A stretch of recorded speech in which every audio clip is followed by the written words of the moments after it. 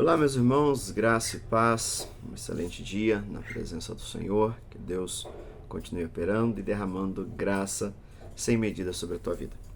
Mais um dia para nós estarmos meditando aí em 2 Crônicas, no capítulo 31.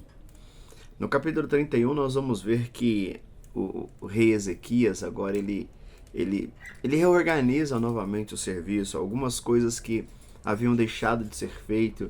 Se nós lembrarmos lá em 1 Crônica, quando começa todo o processo, nós vamos ver quando entra Davi, o quanto Davi dá importância ao culto, o quanto Davi organiza. Davi, podemos dizer que Davi ele morre, mas deixa tudo organizado no templo. Não sei se os irmãos vão lembrar, mas no templo, as escalas, tudo aquilo como deveria estar.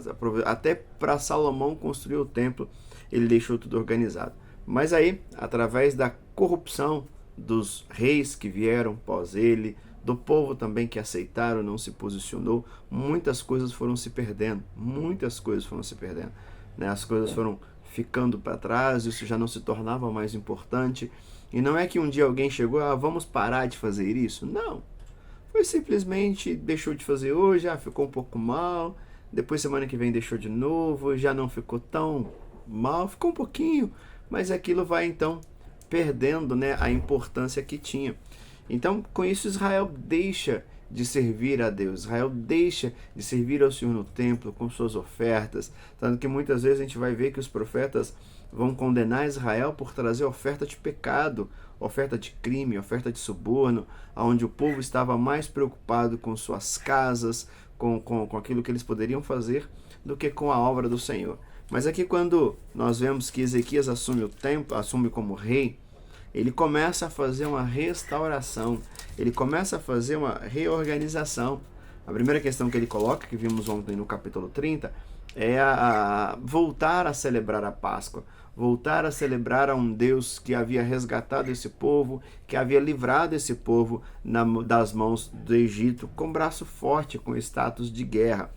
Quando nós começamos aqui no capítulo 31, nós vamos ver que eles começam a tirar tudo aquilo que era ídolos, tudo aquilo que era deuses falsos, eles começam a lançar fora, a tirar fora de diante do povo.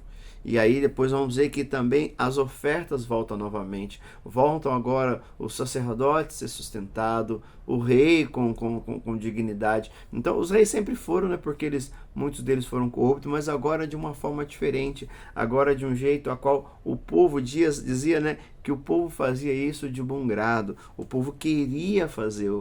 Vamos dizer assim, não é só aquela sensação de uma obrigação. Vou fazer, tem que fazer. Pensar um pouco aqui, eu vou entregar, para depois não ter nenhum tipo de problema, nenhum tipo de questão, ninguém vir falar. Simplesmente para cumprir um ritual, simplesmente para cumprir um processo. Aqui não, o povo antes fazia isso, mas aqui não, aqui nós vamos perceber que o povo agora faz isso de coração. O povo se entrega para fazer o que é certo diante de Deus. E o texto também vai dizer que Deus se agrada desse povo e Deus abençoa eles de uma forma sobrenatural, que as coisas que até então faltavam, em meio o povo se corrompia, o povo ia atrás de outros deuses, como temos visto em Oséias, preocupado com o seu sustento, preocupado com a sua vida, preocupada com a lã, com o vinho, com o trigo, com o azeite. E aqui também o povo em determinado momento está da mesma forma. E quanto mais eles buscavam para que Deus para que os outros deuses suprissem as necessidades deles, mais eles tinham falta. Era como, nós vamos ver como diz, que eles colocavam aquilo que eles ganhavam em saco furado. Não tem fim. Então eles iam colocando, mas não tinha mais recursos, não tinham o que fazer. Quanto mais eles trabalhavam, quanto mais eles corriam, mais eles tinham falta. Agora, quando eles voltam ao centro, quando eles voltam à base do princípio, que é Deus, que Deus é a esperança, que é Deus que supre, e volta a sua vida de coração, não simplesmente porque o rei ordenou, não simplesmente porque o rei mandou um decreto, mas porque o povo de coração voltou ao Senhor. Nós começamos a ver o quanto Deus abençoa esse povo, o quanto Deus guarda esse povo. Então, nesse capítulo, nós vamos perceber isso, que a nossa vida está em realmente depender tão somente do Senhor. E precisamos tomar cuidado com as coisas que vamos fazendo e vamos deixando de lado, vamos deixando para lá, como se não fosse importante. Por isso que eu sempre creio que é importante nós fazermos sempre um check-up na nossa vida. A gente tem anualmente, né, alguns, né, tem o costume de fazer um check-up geral, ir no médico, ver o que está fazendo, ou de 6 meses, ou algumas situações assim.